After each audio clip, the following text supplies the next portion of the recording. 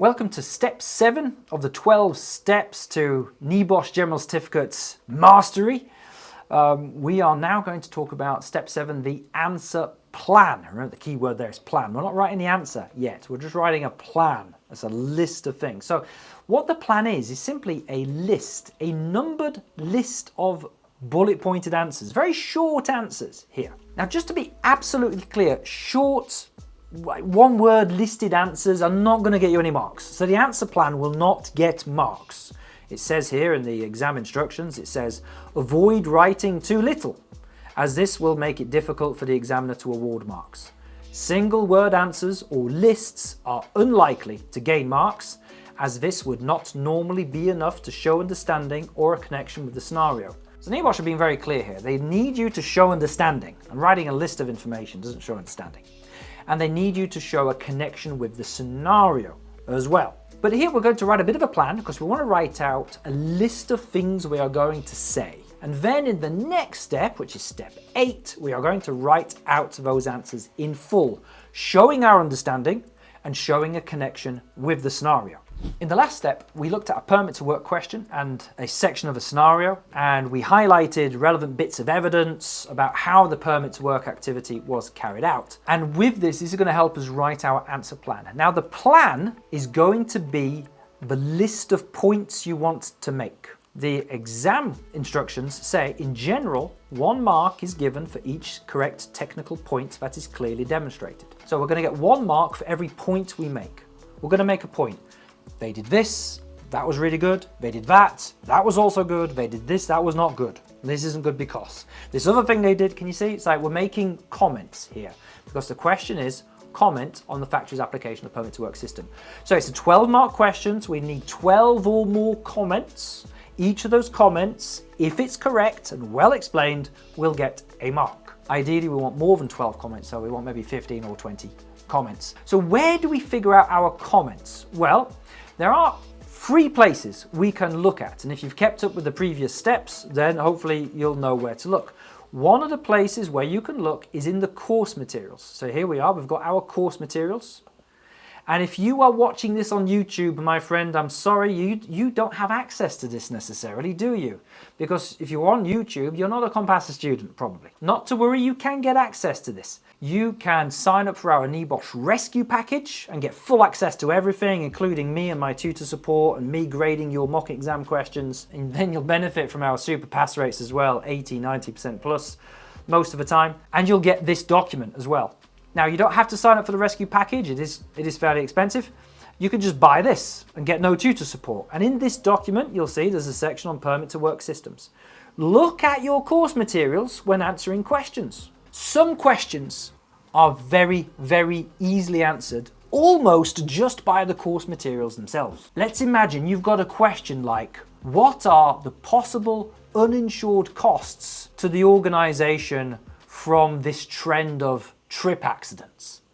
Okay. So what are the possible uninsured costs? Well, that's an easy question. And to be honest, the answer's just in the course materials. So if we have a look at our table of contents, we've got a section on morals and money. We'll go to that. And in here, you've got the financial costs of accidents, insured and uninsured. The question's asking, what are the possible uninsured costs? Right. So we go to the uninsured costs of accidents. There's a quick list there, and if you like a bit of detail, you've got a load of detail written here. See all those bold words? Right, there we are, it's all there. Overtime, temporary workers, disappointed customers, lost orders, reputation, lower sales, sick pay, loss of an experienced team member, training, additional supervision, fines, legal defense costs, insurance excess to pay, increased insurance premiums, management time, and more. It's all there. It's all there. Everything you need to get every single mark for that question is there. Now, just is copying that going to get you an answer? No, it won't. You could be accused of cheating. That's malpractice, by the way. Don't copy anything. No. Do what the instructions say. The instructions said you have to show a connection with the scenario. There it is. You have to show a connection with the scenario. Right. So those answers, sick pay, overtime, damage to equipment, fines, whatever. You have to write that out and add further explanation. We're going to use the P principle. That's in the next step. But right now we're just writing a plan. That is your plan. That's your plan. Write those things. They're your insured costs. That's your answer plan, right there. All you need to do is just write that in full in the next step. Now, some questions are not easily answered with the course materials. Don't get me wrong, the course materials are helpful, but you will occasionally get some questions like a based on the scenario only question, what I like to call a BOTSO question. Right? Those questions are not easily answered from the course materials. They are answered from the scenario. So, for example, you could get a question that says, based on the scenario only, comment on the negative influence of peers on the health and safety culture in this organization. 10 marks. Based on the scenario only. Now, we do have a section on peer pressure, the influence of peers in the health and safety culture section. And if we go to our course materials here, once again, we'll go to the table of contents, we go to culture, click on that, and there we are, the influence on peers. We've got some bit of a crib sheet of things there. We've got some more things here about positive influence, the issue of fitting in, people breaking rules, seniority, people who follow, the influence that we have, the issue of time served, well-respected frontline workers having a negative or positive influence on people and so on. Right, so there's a whole section on peer pressure. But because this is a based on the scenario only question, it means that our course materials might be of little relevance to what's actually going on in the scenario. It's well worth going to the course materials to see, right, what is this peer pressure thing? What's this influence of peers? What's that all that about? To remind yourself, what is it am I looking for? But then in the scenario, you're going to have to do this exercise here where we went through the scenario, we highlighted things. You're going to have to look for the positive and or negative influence of peers in the scenario on the culture. And you might have, for example, people laughing at people who wear PPE. So you might have a senior worker laughing at a junior apprentice because he's wearing all of his PPE. Hurry up and get the job done and stop messing about with all that safety nonsense. Now, those examples might be in the course materials, but they might not be in the course materials because the course materials cannot possibly cater for the infinite number of scenarios that NEBOSH could write, because the human imagination is a wonderful thing, it's infinite, and it cannot cater for all of the different ways in which they could phrase the question. So we give you a broad explanation of the issue, we give you some examples, and then, well, you're gonna have to apply that understanding to this particular scenario. That's pretty good. So 2 things so far that we check. We check the course materials, where we might find answers, and we also check the scenario itself. There's one last thing which we can check, and I think we should check it for most of the questions. We can check the internet.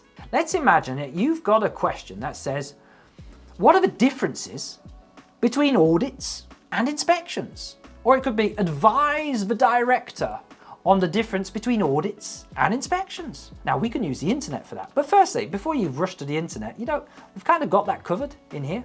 If we go to our course materials, again, like if we go down to audits, inspections, here we are, we've got a whole section here on the audit, the differences between audits and inspection. There they are, that's the answer for most of it. Now let's say you've got a 10-mark question. Well, I can see 10 differences there. I can see more than 10 even. You've got 10 answers there. So you could definitely use that. Now, what happens if you've got a 12-mark question or a 15-mark question? And like, oh, I haven't really got 10 things in the course materials there. What else are they looking for? Okay, well, maybe you want to go onto Google, see if there's anything we've missed in our course materials. So let's have a look. So we've got differences between audits and inspections. Just Google it. And you might find it might be on someone's website, it might be on a competitor's website. There's a Stutis there. Stutis, I like Stutis very much. I know Stutis personally, lovely people. Yeah, we might find some information on the Stutis website. I don't mind giving them a bit of a promotion. They're good people. So we've got the audits, the planning, the audit process, fundamental differences. Have a read through there. You might find some answers. You can check out the Stockwell Safety website. Again, competitor of ours. Don't know the chap personally who runs it, but very, very clever, learned guy. He's actually the only other person I know of in the UK who has an online video course. Very different style to ours, admittedly, but he's made a video course. Like, hats off, I know how hard that is. But we've got a list of differences. I think most of those we've kind of covered in our course materials.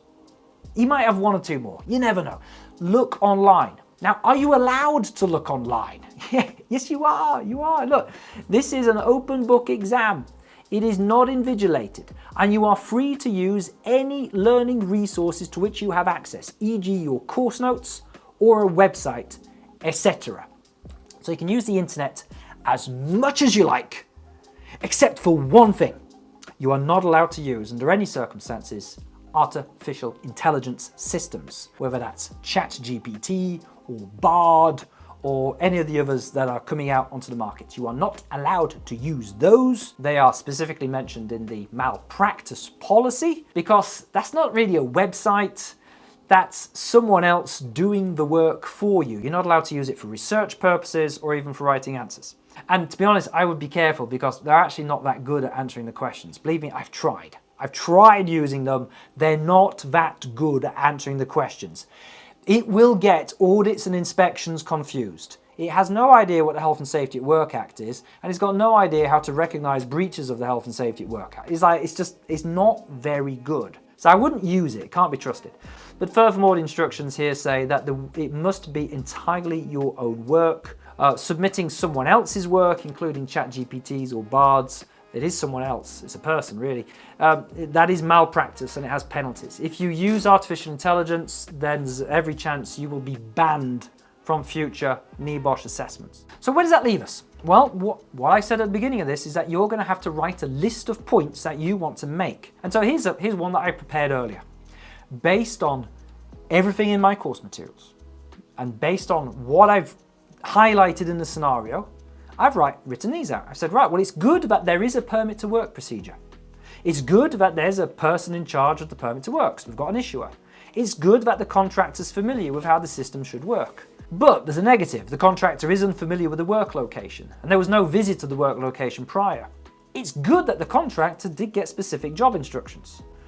It's bad that there was no supervision or monitoring of the contractor whilst doing the work. It's also bad that they did a permit to work. This job did not need a permit to work.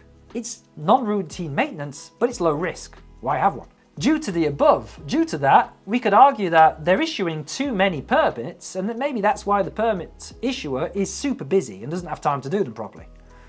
And so on. Can you see now how we're writing out just a list of short points? Now, none of these are going to get marks. Well, I don't think they're going to get marks. They're just too brief. They're not explaining, they're not giving evidence necessarily from the scenario either. But this is my plan. And what I'm going to do in the next step is write out each of these answers in full. I am going to try and write out 2 to 3 lines on each of these. But anyway, that is the topic of the next step, which is step 8. Write out your answer in full.